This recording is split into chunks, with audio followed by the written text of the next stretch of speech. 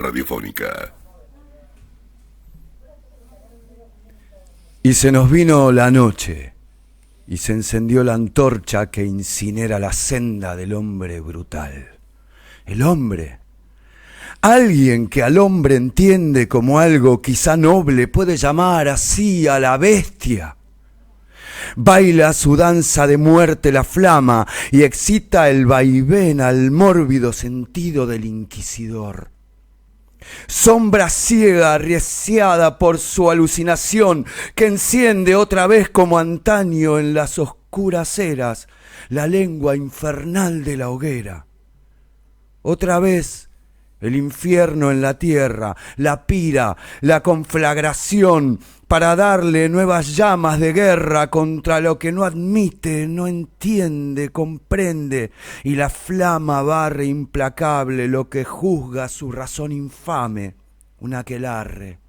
Un festival de brujas inmorales, impuras, desviadas, esclavas de un supuesto mal que atenta contra lo que este nuevo viejo Torquemada de nafta, mecha, molotov defiende y de lo que carece.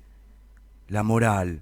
Su inmunda, criminal moral carbonizada, la moral de los que aúllan sus vivas a una libertad que carajean y flagelan. Y es un viva la libertad que emana odio y huele a carne quemada. Su influjo asesino hace de la bestia el único brujo. Y la pira estruja ese nido de brujas. Brujas, brujas, no, no, apenas tan solo y por mucho unas 4 mujeres compartiendo pieza, vida, aventura, lucha y amor. 3 de ellas ya han muerto. Y la 4ª aún puja por seguir viviendo, por sobrevivir a sus quemaduras. Y no hay llama pura, y no hay ninguna purificación. Hay un mundo insano de infames dementes, de asesinos sueltos, portando su llama de odio. Caiga el oprobio contra los infames, los inquisidores, los perseguidores, las bestias brutales. Que a ellos les venga la noche, que a ellos los queme la noche. Y se nos vino la noche. Aquí en FM Cristal. Buenas noches. Aquí comienza La Rocola, un encuentro de amigos donde se pasa la rocola y emergen los distintos géneros musicales y la vida misma. La Rocola. Conduce Sol Nin. Aquí comienza Y se nos vino la noche. Las novedades y primicias que dejó el día, el diario de mañana. Y todo referido a la cultura en un solo programa. Y se nos vino la noche, de lunes a viernes, de 21 a 22. Conduce Ariel Magirena por fmradiocristal.com.ar.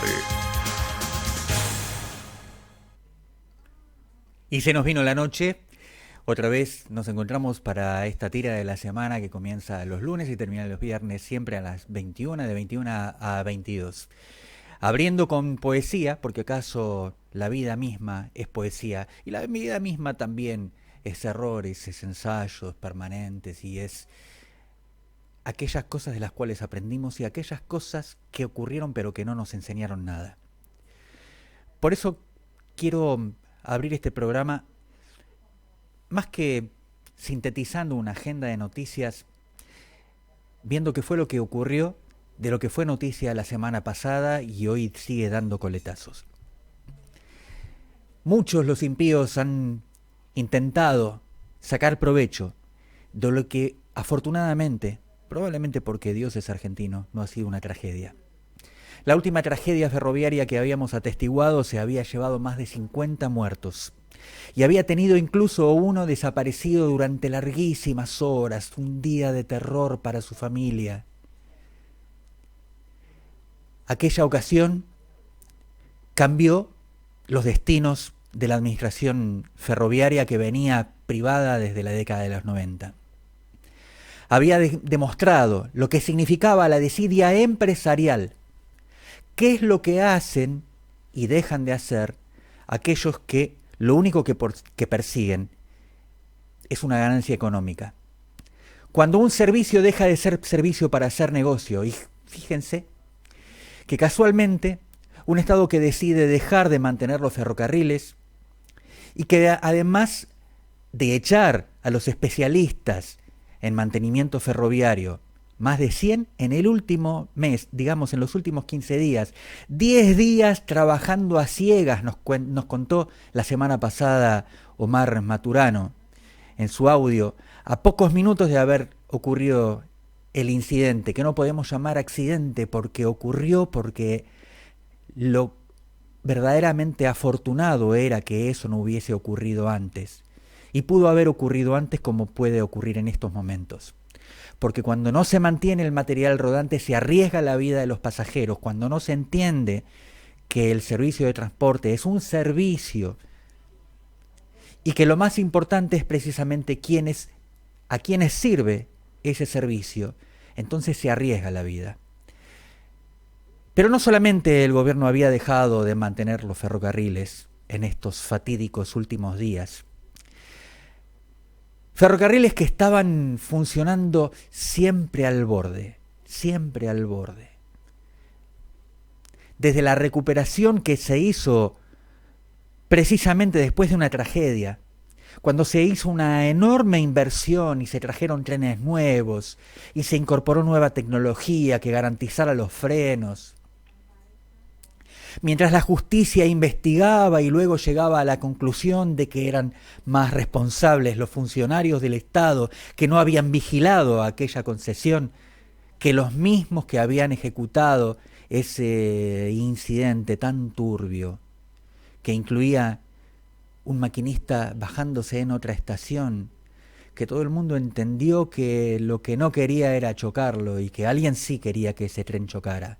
Un maquinista que luego tampoco terminó bien, que no llegó a atestiguar.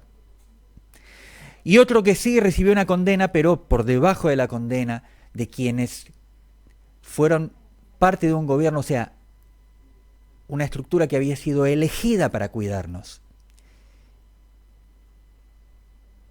Y que de alguna manera había hecho la vista gorda. Y que costó medio centenar de vidas. La semana pasada no hubo vidas que lamentar, pero hubo que lamentar la resurrección de ese paradigma según el cual el Estado no tiene que hacerse cargo de nada, ni siquiera vigilar que no le afanen los cables a las señales.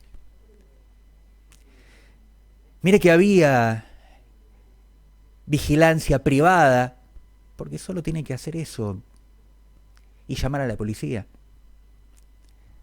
Hemos descubierto en un accidente que no hay plan de fuga. Digo, para la atención de las víctimas cuando éstas ocurren. Que bajaron a los heridos abriendo lugar entre los alambrados.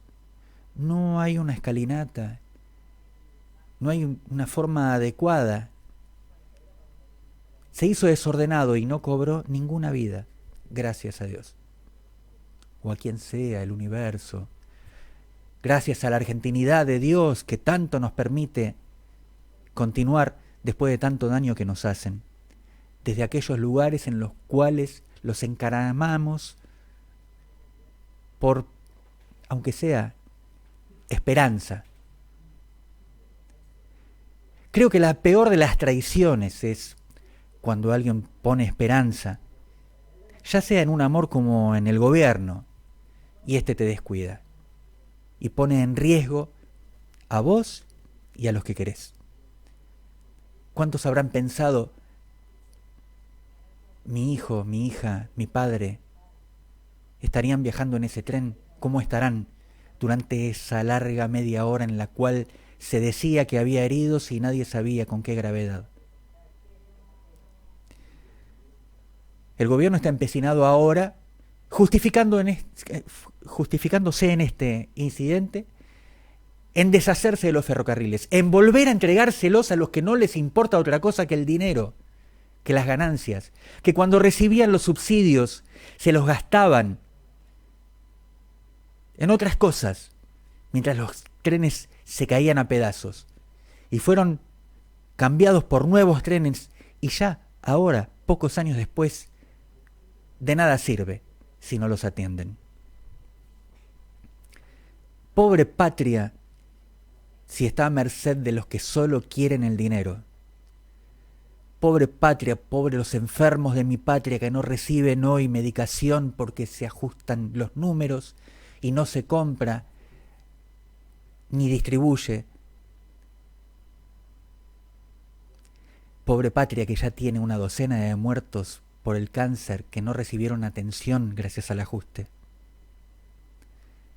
Pobre patria porque aún los que no mueren ven reducida la calidad de su vida.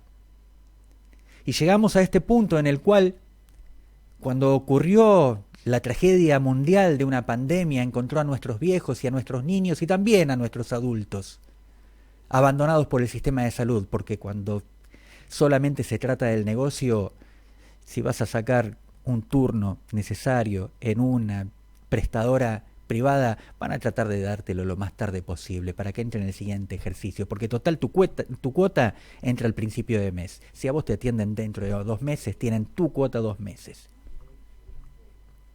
Después, claro, vas a tener una hermosa hotelería. Y si te toca caer en la salud pública, mejor que sea en un caso trágico para que te atiendan enseguida. Si no, lamentablemente te van a dar un turno todavía más tarde. Y así cuando llega una pandemia, te agarra debilitado, con años de mala alimentación,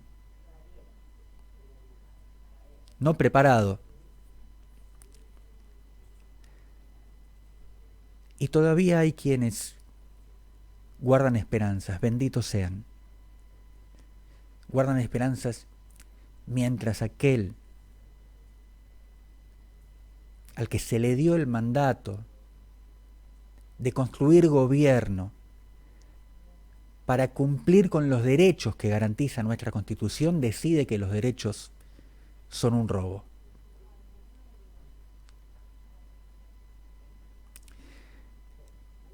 No hay noticias. Hay la necesidad de una gran toma de conciencia, porque pareciera que las tragedias pueden ocurrir delante de nuestros ojos y mientras nos distraen está bien.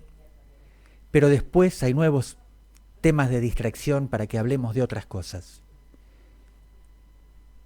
Mientras tanto nos piden lo más maldito que nos pueden pedir: esperar. Porque solamente pueden esperar los que tienen respaldo para esperar. Porque los más débiles, porque los enfermos, porque los ancianos, porque los niños, porque los pobres no esperan, sufren y en los peores de los casos se mueren. Bienvenidos. Y se nos vino la noche.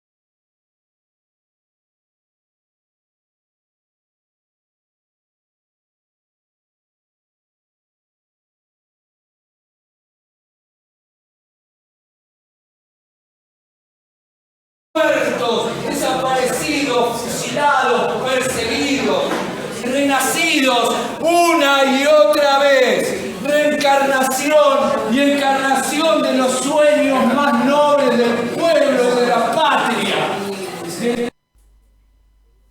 De la idea de justicia, del abrazo compañero. Un gran árbol libertario de amplia sombra generosa. Y así sigue. Es un poema que leí el viernes pasado. Hicimos un hermoso evento de poesía en Un Café con Perón, ahí en la calle Austria, en lo que quedó de lo que era la residencia del general Perón, y que todos conocemos la historia, que fue demolida tras el golpe de la fusiladora, y que cuando volvió el general donó el terreno para que se construyera la Biblioteca Nacional. Así que quería compartir este fragmento que me pasaron hoy por WhatsApp con ustedes, porque estamos posiblemente para el 25 de mayo, el lugar va a ser un locro. Ajá. Y estábamos hablando de que también tiene que haber arte patriótico, así que ahí, si terminamos de cerrar todo, usted tiene que estar con su poesía, con sus canciones. Así que calculo que va a ser al mediodía, así que podremos venir después a hacer el programa. Un lujo. No, yo estoy viendo de invitarlo a la gente de Un Café con Perón también, porque está bueno hablar del lugar. O sea, estamos todos felices. O sea, todo el colectivo de gente que nosotros venimos haciendo fechas de poesía desde hace mucho tiempo, cada tanto, y fue la primera vez que estuvimos ahí, y mi amiga me decía, vos no podés faltar, vos no. Decía, que falta nada más, vos no, porque acá, ¿viste? Necesitamos el poeta peronista. Así que, no, quería compartir eso con ustedes. Siempre uno tiene cosas para compartir, el mate. Lo tenía la magia del mate. Mire, acá está, y pues ahora vuelve a aparecer. Tiene que seguir la rueda del mate para su lado. O sea, usted me la trae, yo lo cebo. Y yo ¿Y usted por qué? cedo. ¿Por qué razón? Porque tenemos un invitado esta noche. Hablamos de Víctor Martínez. Víctor es documentalista, es escritor, es compañero, es cuadro, un especialista en materia de educación y sobre todo un patriota. Bienvenido, Víctor. Gracias, Ariel, muy amable. No era para tanto la presentación, pero bueno, agradecido. Dije amigo también. Porque era también lo más importante. Eso es lo más importante, es cierto. Porque uno sabe, como decía el viejo Atahualpa, ¿no es cierto? Un amigo es uno con en el cuero de otro. Y aquí le paso la magia. Y ahora, Víctor, con un proyecto. Lamentablemente se vio frustrada la producción del documental que iba a recordar también en manera poética al cura de los pobres, al mártir de los llanos, al cura Angelelli. Sí, en realidad era una película, una ficción, básicamente basada en hechos reales, nada más, que trazaba un paralelo entre el asesinato de Ángel Vicente Peñalosa y el asesinato de Angelelli. Lamentablemente vamos muy despacito, lo vamos a concretar al proyecto. Muy bien, esa es una buena noticia. Lo vamos a concretar, pero vamos despacito porque los fondos aparecen así como milagro de Dios, ¿no? Pero la idea es con Pocho Brizuela es concretarla de alguna forma y lo vamos a hacer. Ahora, Víctor, ustedes han tenido dificultades para concretarlo en los últimos años, pero ahora que no hay dinero para cultura, que al gobierno nacional no le interesa, ¿con qué se están encontrando? Bueno, cada vez se hace más difícil la cosa. En general, digamos, yo venía pensando mientras venía a la radio el tema vos sabés que yo vengo del interior, estoy viviendo en el interior y una vez más descubro que Dios es argentino pero atiende en Buenos Aires, que esta es una realidad. Y lamentablemente todo lo que tenga que ver con la oficina de cultura se cerró. se clausuró. Entonces, ¿También en Catamarca? En Catamarca los emprendimientos en general son autogestionados. No hay... El gobierno de la capital, que es una intendencia del Valle Central, tiene un criterio un poquitito más amplio que el gobierno provincial. El resto no. Lamentablemente, también es parte de lo que decíamos fuera de cámara y de micrófono, que es muy careta el tema. O sea, para hacértelo bien sencillo y práctico, Catamarca, por ejemplo, ser radical no es una cuestión ideológica, sino es una cuestión de proximidad con los que manejan el poder. Porque del conservadurismo viejo se pasó al radicalismo. El peronismo es más careta, digamos, y se acomoda a lo que es el poder en Catamarca, económico, básicamente, como en el caso del actual gobernador, ¿no? 2 sanatorios, una cadena de farmacias, una cadena de concesionarias de venta de vehículos, 3 farmacias en La Rioja, 3 concesionarios en Tucumán, 3 en Salta. Ahora podríamos decir que ese señor tiene la vida resuelta. ¿Por qué hace política? Es que en general... ¿Quiere más? Y yo te diría que sí. Yo te diría que sí. Digamos, la derecha oligárquica argentina siempre quiso más. Nunca se conformó con poco. Siempre cree que hay más para esquilmar, digamos, ¿no? Y en general en el interior se nota mucho eso. Lo que sí también tengo que reconocer es que en el interior la gente humilde todavía conserva ese halo de pureza peronista, ¿no? Cuando hablaban recién ustedes de esperanza, claro, está latente eso. Es como que en algún momento va a aparecer. El tema es que no encuentra quién se haga cargo, digamos, de sus inquietudes, de sus necesidades, de sus urgencias. No hay. Ahora, Víctor, pero además de la esperanza, ¿no hay una cuota sensible de ingenuidad? Yo diría que sí, pero yo no la veo mal a la ingenuidad. En el pueblo humilde estoy hablando. Claro, claro. No hay ingenuidad en la política. En el resto no. Claro. No, hay especulación todo el tiempo. Yo suelo separar 2 cosas con un calificativo. Una cosa es política y otra cosa es politiquería. La dirigencia nuestra de cualquier partidocracia que esté presente es politiquería. Están buscando rascar algo de algún lado. Saltimbanquín todos. Y se acomodan como pueden. Rastrear la historia desde que nos prestó la oligarquía, la democracia, en el 83, porque nos prestó. Claro. Convengamos que esto... Sí, nos la habían arrebatado por totalmente. La fuerza. Entonces nos prestó como para que se juegue. ¿Y quién empezó a jugar? Los politiqueros. Y terminamos donde estamos. O sea, los Menem, los Macri, los de la Rúa, no surgieron porque sí. No, claro. Estaban puestos ahí a dedo, ¿no?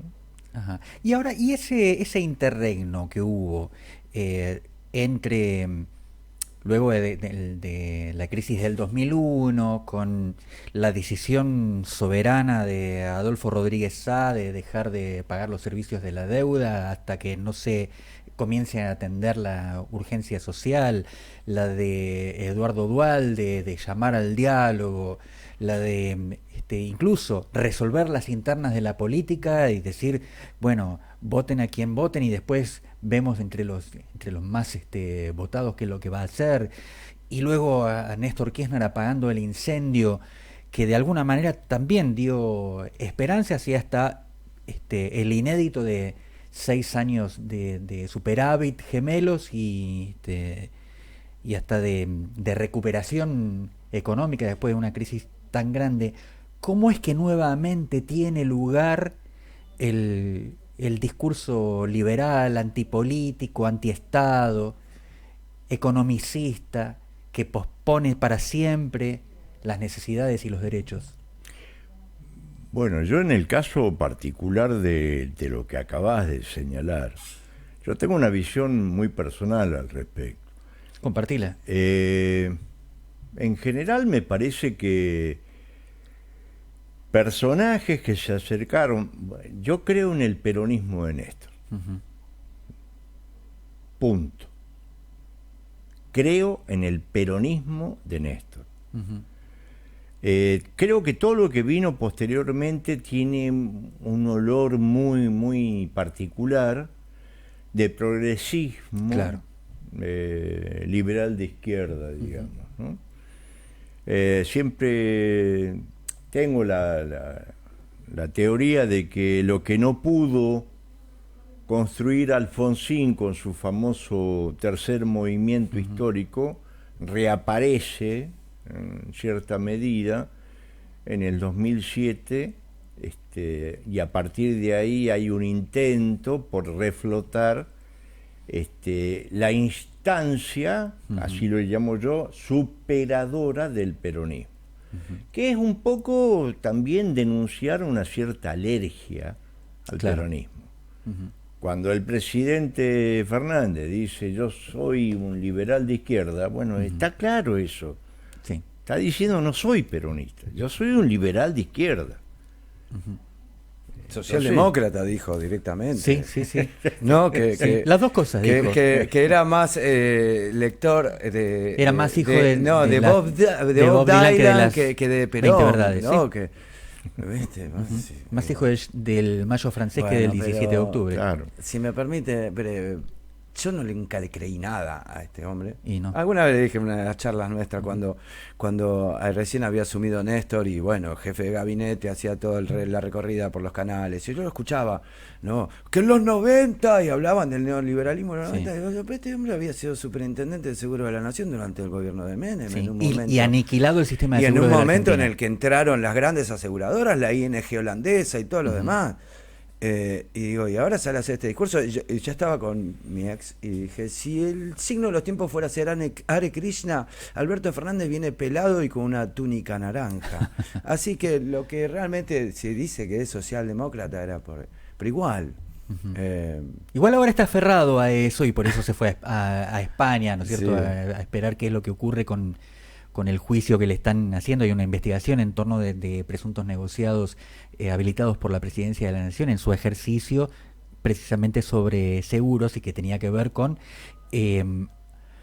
obligar al Estado, cosa que me parece muy bien, a asegurarse con la aseguradora del Banco Nación, pero la picardía de contratar un broker privado para hacer el enlace. Está tuiteando ahora, está tuiteando. Hoy escuché una cosa. Ah, sí, no, es inaudito. Hoy una cosa que yo, mire lo que es este gobierno. Sí. Que un hombre que tiene una carnicería puso una foto de Alberto Fernández. Ajá. ¿Por qué? El tipo había votado a Alberto Fernández, ¿no? En el 2019. Ajá. Y ahora lo votó Milei. Ajá. Y está todo tan mal que empezó a reivindicarlo a Alberto Fernández. Está loco. Estás loco también.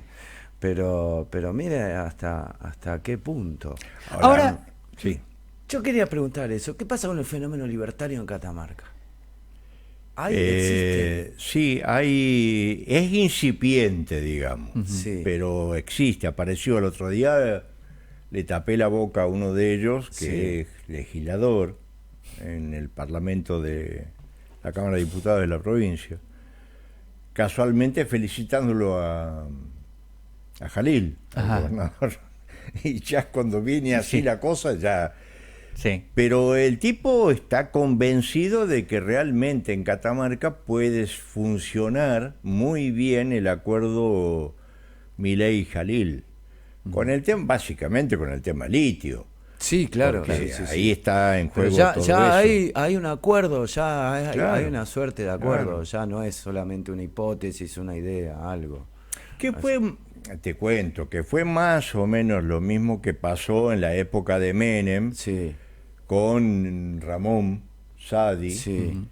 y el turco. El turco Claro. ya tenía arreglado el asunto minero a Sí. través del Bombón Mercado, que era el tipo que Sí, tenía metido en sí, ese sí, momento sí. en el IMAD. Sí, señor.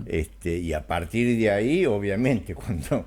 Bueno, pero yo, si mal lo recuerdo, había muchos vínculos de muchos años entre Sadi y Menem, ¿no? Sí, sí. Don Vicente Leonidas Sadi, de alguna manera también había sido un mentor de Menem. Incluso el mismo origen sirio-libanés, que también Totalmente. eso también. Acá es una cosa que está, o sea, Jalil está siguiendo el camino del gobernador de Tucumán. Dejalo, es lo que le Dejalo, decía yo, sí, claro. Es Digamos un tema que- con la J. Jalil, Jaldo. El asunto es, por lo menos así lo veo yo, le Sí. decía hace rato a Ariel. Alberto Fernández es a Cristina, como Jaldo es a Mansur, como Jalil es a Lucía Corpazzi. Sí, Claro. claro. Porque Se son montan y elegidos traicionan. por ellos, claro. Sí. Fueron elegidos por ellos. Sí, bueno, en realidad hay toda una secuencia política. También Néstor Kirchner lo hizo respecto de Eduardo Duhalde, que le había permitido Claro. encaramarse a aspirar a la presidencia de la nación. Igual el pueblo ha sido muy intuitivo en ese sentido, porque de Kirchner no sabía ni cómo pronunciar el apellido. Ahora yo quería hacer un señalamiento sobre este recorrido histórico que permite volver a discutir temas que parecían saldados, porque digamos, hoy el gobierno ha centralizado la economía de tal manera que los gobernadores le deben, necesitan asistencia, necesitan permiso del gobierno nacional porque no han sabido administrar la riqueza que se les había legado en la Constitución de 1994. Aquel modelo de 1994, que fue un modelo tan extractivista como el que plantea hoy Milei, les había dado la posibilidad de una negociación directa con los explotadores y muchos de los gobernadores aprovecharon para hacer enormes negocios. Lo que ocurrió es que la política hizo más negocio que las provincias. Y además, esos negocios eran negocios leoninos, las auríferas, sin ir más lejos. El caso de Catamarca, como el caso de San Juan. Bajo la lumbrera, concretamente. Tal cual, concretamente. Que tienen los beneficios de explotar y luego de apenas declarar, hacer una declaración jurada y encima discutir las regalías, que eran de un miserable 3%, pero terminó siendo del 1% y ahora no pagan absolutamente nada hasta que la justicia no diga cuál es el tipo de regalía que tienen que hacer. Y ahora aparece el RIGI, un sistema que pretende incentivar las inversiones en la Argentina, que le da un especial privilegio a los inversores extranjeros en detrimento de los inversores locales. Pero ¿qué pasó después de la crisis del 2001? Cuando el sistema de representación eclosiona. Necesitó otra vez un gobierno fuerte, porque el reparto, por algo el pueblo que es sabio decía que se vayan todos. Y no se fueron todos, se fue un puñado. Y por algo también ganó uno de los dos únicos gobernadores exitosos que tenía la Argentina, porque eran Adolfo Rodríguez A o Néstor Kirchner. El resto, las provincias estaban virtualmente quebradas. Es como si hoy dijéramos que ganara, por ejemplo, el formoseño Gildo Infran, que es el único que tiene ahí acomodado con la verdad, el peso de una población en pobreza que sigue sin poder levantar, pero que por lo menos ha levantado de la indignidad de la pobreza que padecía aquella provincia. Pero cuando llega el nuevo gobierno después de la crisis del 2001, se tiene que hacer cargo de toda la crisis y por lo tanto de toda la economía. A partir de ahí, los gobernadores dependieron de lo que el gobierno central les daría. Néstor Kirchner ha sido muy generoso, ha tenido acuerdos de obra pública, ha generado casi 6 millones de puestos de trabajo, gracias a ese incentivo y al haber decidido invertir la renta extraordinaria de la Argentina, estos famosos superávits gemelos que rigieron por casi 6 años, en la economía interna. Ya que los gobernadores por sí mismos no podían generar ese trabajo, esa inclusión, dependían del gobierno central y han recibido, salvo la provincia de San Luis, que siguió en su modelo autónomo y siguió desarrollándose con el dinero propio, porque siguió teniendo una gestión que se lo permitía, el resto, toda la gran obra pública se la debe al gobierno nacional. Ahora, luego los gobiernos, ni siquiera el de Macri se atrevió a quitarle la obra pública a las provincias. Porque quitar la obra pública de la provincia significa que los nuevos propietarios, por ejemplo, que tienen acceso a una vivienda, no tengan electricidad. Si no se lo lleva el Estado, ¿quién se los va a llevar? O los nuevos pueblos que se crearon, los nuevos asentamientos, reciban agua potable. ¿Quién se lo va a hacer si no lo hace el Estado? Y mucha de esa inversión venía... Pero ya lo dijo Diana Mondiola, que se junten los vecinos, sí, que claro, se hagan la cloaca, que se hagan el puente. Como si eso fuese factible. Que se hagan el dique. Pero nos hemos encontrado con esta trampa. Ahora, como el mecanismo siguió funcionando y a la política le convino, sobre todo a los gobiernos nacionales, por eso es que los gobiernos nacionales estuvieron siempre acompañados por un buen número de gobernadores de su propio signo, para garantizar en esas provincias esta asistencia. Ahora no ocurre. Ahora los gobernadores, prácticamente no hay gobernadores de La Libertad Avanza. Entonces, no hay. Todas las provincias... No, sí, en Alianza sí, porque hay gobernadores macristas, sí, entonces hay gobernadores... Sería una suerte de paragobernadores de la Libertad de Alianza, ¿no? De la Libertad Avanza, sí, pero la libertad de Alianza. Fácticamente lo son. Claro, pero también sí. siguen dependiendo tanto que cuando el gobierno nacional los aprieta, quedan a merced de ellos. Lo que nosotros pensábamos que era el sistema republicano se ha convertido en una trampa, pero sobre todo en una trampa federal. Bueno, pero eso no es algo que descubrió este gobierno, esto es histórico. No, por eso hice todo este recorrido. La dictadura de la lapicera, ¿no? Uh-huh. Y a partir de ahí, bueno, acá es también... Yo creo que es un tema histórico no resuelto todavía, porque todo ese análisis que hace Ariel, no hay que olvidarse también que la conformación de los ingresos del Estado que se deben coparticipar, y ahí sí aparece el peronismo haciendo lo que tiene que hacer. Uh-huh. O sea, los que más recaudan, los que tienen mayores ingresos, provincia de Buenos Aires, Córdoba, uh-huh. Bueno, toda esa Santa Fe, compartan un poquito con el resto, porque ese es el concepto de nación. Uh-huh. Sí, pero así perdió la provincia de Buenos Aires. Porque la provincia de Buenos Aires, cuando se firma el pacto fiscal, que se llamó Ley de Coparticipación Federal, estaba dominada parlamentariamente por el radicalismo y sacrificó 6 puntos de la recaudación de la provincia, que es una barbaridad, y la convirtió en inviable. No, está bien, con ese criterio, a lo que yo voy es un poquitito más Además, amplio. donde vive la mitad de la población argentina. No, por eso mismo, pero al mismo tiempo vos también sos consciente que mucha gente que queda marginada en las provincias por malas políticas públicas, sí, por un montón de cosas, ¿dónde terminan? acá. Claro, se vienen, Sí. es cierto.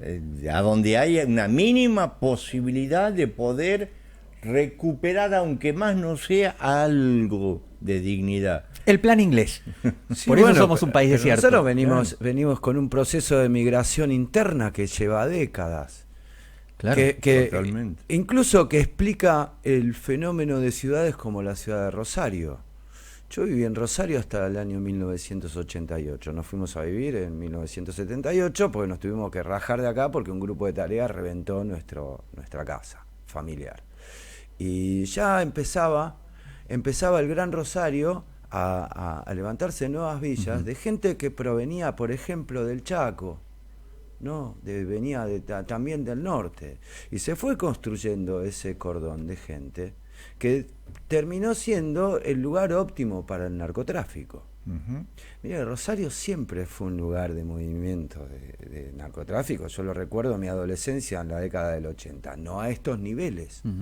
Pero nunca se abordó, y esto es un problema que quizás el peronismo es el que lo tiene más presente, pero que no le dio la inyección necesaria de, bueno, vamos a empezar a mirar el modelo nacional, ¿no? Porque yo tomé nota de esto que decían de la cuestión de la comparticipación, de compartir. Sí, está bien, es un lindo término, pero me parece que es más profundo que compartir. O sea, hay provincias que son capaces de generar mayores recursos por el campo, por ejemplo, y provincias con enormes potencialidades. Entonces es una distribución del dinero para estimular las potencialidades de las otras provincias. El problema está en que... no nos enteramos antes de ayer de que existía el litio. El problema es el uso político que se hace. Claro, o sea, pero además, hace 30 años que tendríamos que haber dicho, miren que acá Sí. tenemos todo esto, entonces hagamos un plan nacional, ¿para qué? Para también es potenciar. que lo hubo. Los No lo hay recursos. desde el Bueno, 24 de marzo del 76. Bueno, está bien, y llegamos a esta, ¿viste? Bueno, ahora tenemos el litio, el Sí. litio, ¿qué hacemos? Bueno, Hay que pero cuando sacarlo. encontraron el oro también pasó ¿Viste? así. Con lo que se llevan las auríferas, Claro. las provincias auríferas Claro. vivirían gratis. Por supuesto. El tema Todos los concreto- catamarqueños vivirían del Claro. aire si las auríferas dejaran No, lo que corresponde. pues- No se llevan al 97%, pero además del oro se llevan todo lo que les sirva. Yo Claro. te lo pongo en número, eso que acabas de decir. 1.980 millones de dólares se llevó Bajo la lumbrera. ¿Y cuánto le dejó de regalía? Le dejaba de regalía a la provincia 30 millones de pesos anuales. Claro. Para, por favor. Claro. ¿Me repite los números, por favor? Porque me quedé. 1.900 millones de dólares. Y las regalías fueron 30 millones de pesos. Pesos. Juro ¿Me que- permiten unos números más? Juro que no entiendo. Un Espere, ejemplo tomemos un mate a ver si nos saca Es una cosa. Es realmente muy perverso. Aprovechemos mi expertise en economía para decirles por qué la Argentina está así devaluada. El llamado plan de convertibilidad equiparó, o sea, terminó con la inflación y equiparó la moneda argentina, que fue sostenida en el dólar, en reservas en dólares, y esa ley no fue derogada nunca. ¿Sabe por qué en la Argentina de los Fernández había inflación? Ahora tiene otro fenómeno. Porque cada vez que se emitía, se hacía en base a la cantidad de dólares que había en el Banco Central. Entonces, si vos tenés menos y emitís más, ese más que emitís vale menos. Eso lo entiende cualquier tonto. Claro. ¿Mm? Ahora, para el negocio internacional, invertir en la Argentina para extraer el oro en el año 95, 99 para decir el último año del menemismo, extraer oro en la Argentina en el año 99 implicaba una inversión y un costo par por cada dólar implicaba un peso. O Sí. sea, en el un enunciado. peso, claro. No.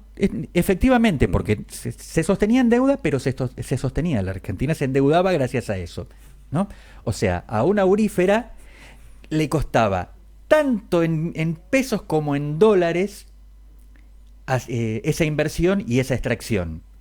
Hoy, que el dólar está en 1.000 pesos, les cuesta 1.000 veces más barato. ¿Entienden por qué es Pese ese a que abuso? pese a ¿Por que qué cuando estamos se más llevan caros casi en 2.000 dólares? Ahora estamos más caros en dólares. Pero en diciembre, no. En diciembre estábamos de regalo. El 8 de diciembre estábamos de regalo y a partir del 11 de diciembre estábamos... No obstante de estar más caros en dólares, los salarios están pisados y en pesos. Claro, También, o eso sea, es lo que pasa. Y por eso esta cifra obscena que nos trae pero Víctor de yo- Catamarca, que la aurífera se lleva casi 2.000 millones de dólares y deja 30 millones de pesos. No, yo me voy a yo les juro que yo me voy a despertar en medio Es de la más, noche. perdón. Sí, gritando, sí. No, Por es- favor, no, sí. En el año 2012-2013 empezó una fuerte incidencia del cambio climático en Catamarca. Generó mucha sequía, muchísima sequía.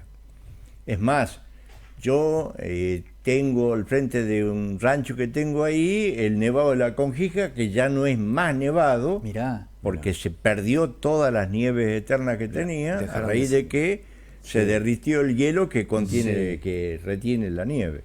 Y entonces perdieron agua. Claro. Pero Y la aparte aurífera- aparte de eso, escribí para el diario El Esquiullo en aquel momento un artículo que era pero tan torpe como propuesta mía, que me resultaba vergonzoso a mí escribirlo. Digo, había 30 localidades de Catamarca que no tenían agua. Barbaridad.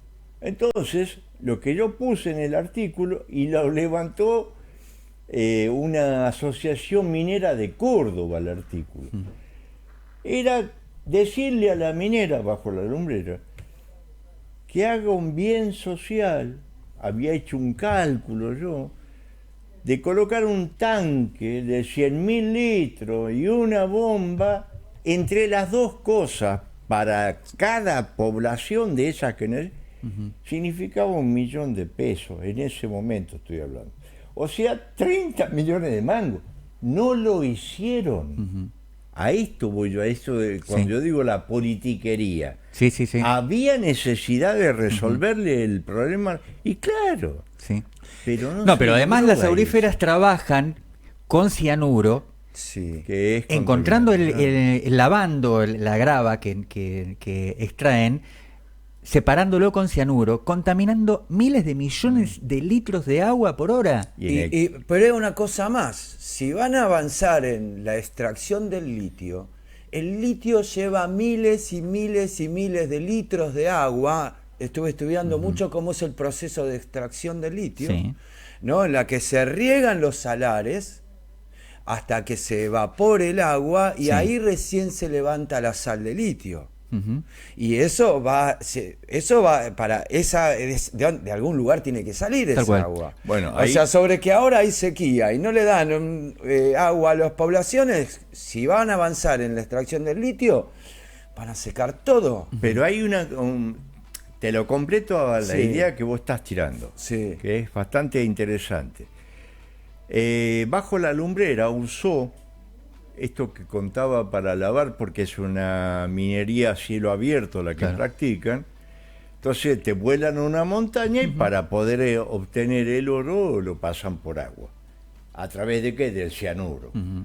Entonces el primer argumento fue que el cianuro estaba también en estado natural dentro de la tierra, en la cordillera. Ese era el primer y Qué barbaridad. absurdo. Lo escuché yo acá en la Facultad de Ciencias Exactas. Y por el otro lado, hay un acuífero en Catamarca que es muy grande, que se llama Campo del Arenal, que arranca en Salta y llega casi hasta el sur de Catamarca. Prácticamente, porque es una cuenca subterránea que viene de la cordillera, pero con el cambio climático cada vez es menos la cantidad de agua que va alimentando esa napa, ¿sí? Que es una napa muy profunda, que para poder recuperarla están extrayendo más o menos cerca de 1 millón de litros por día. Por día. Llevaría 50 años recuperar ese acuífero. Entonces, toda esa gente que está alrededor, que vos lo señalás cuando decís utilizan el agua y contaminan el resto, hay un pibe acecho a la ilusión, hizo un documental que Pino Solana lo difundió en todos lados, un pibe catamarqueño, que le quemaron hasta el lugar de edición en Catamarca cuando hizo la película esa. Porque realmente los ríos que estaban ahí cerca quedaron todos contaminados, todos. Y es más, el dique de cola que utilizó es uno, porque eso también tenés que incluirlo, Ariel. El costo ambiental del saneamiento. Los tipos utilizan tu terreno, ¿sí?, para hacer todo lo que hacen, y el saneamiento queda en manos del Estado cuando se van. Claro. O sea, si nos vamos a apoyar en el ejemplo del riachuelo, quedará por siempre hasta que el planeta, el núcleo del planeta diga basta de ustedes, se sacuda, termine con nosotros. Termine con la humanidad termine con nosotros, gobiernen haga su los propio gatos. proceso, pero porque lo va a hacer la Tierra, dice, porque ustedes vienen, Sí. destruyen todo y no Sí. arreglan nada. Pero sí, En el caso del riachuelo, concretamente, te lo hago cortito. sí. El mayor problema que tiene el riachuelo, ¿sabes qué? Son los barros del fondo. La mayoría, que son casi 2 metros de profundidad, son metales pesados. Sí. Vos lo sacás, lo limpiás al riachuelo, ¿a dónde lo llevás Claro. a eso? Bueno, sí. Sí. A donde vaya, contamina. A donde vaya, Hay contamina. que ir a algún volcán en erupción y tirarlo adentro. Pero sí, bueno, lo que pasa que ahora hay un signo de los tiempos. Este gobierno niega el cambio climático. Por eso mismo, claro. Ahí hay toda una corriente nueva de que los que suscriben al cambio climático no están manijeados por la Agenda 2030 y todo lo demás. Y toda una cuestión de negación también. Entonces, cuando uno hoy presenta estos argumentos, uno dice, a ver, este cerro que vos tenías, que ya está, dejó de sus hielos eternos, no están más, ¿no? Pero también lo niegan, cínicamente lo niegan. Totalmente. Porque ni siquiera es que hay una argumentación científica que sostenga esa negación. Es cinismo puro, no les importa. Sí. Yo no he visto el efecto de la voladura de las montañas aquí en la Argentina, pero sí lo he visto en Chile, porque en Chile lo que han hecho las mineras es una ruta para poder llevarse los materiales, llevarlos a los puertos. Y como todos sabemos, Chile es un país muy angosto que tiene la cordillera de un lado, Sí. El indómita, océano del otro. y el agua del otro.